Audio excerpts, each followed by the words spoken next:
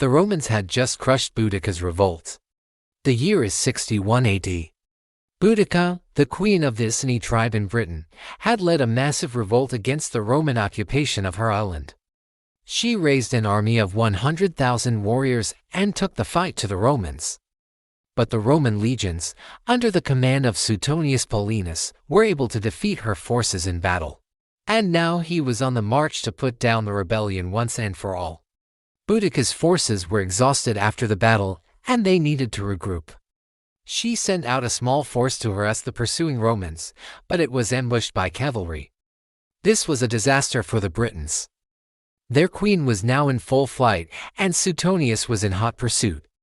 He wanted to catch her and put her to death. But the Romans didn't have chariots like the Britons did. So the cavalry had to make do with what they had. They found a way to use their horses to pull chariots, but it wasn't easy. First, they had to get the horses to pull in the same direction. Then they had to find a way to keep the chariots on track. Eventually, they got it right, and the cavalry was able to move quickly across the countryside. Meanwhile, Boudica's forces were falling apart. Without their queen, they were easy prey for the Romans.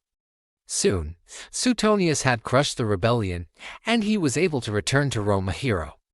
The people cheered him as he rode through the city on a horse, holding a whip in his hand.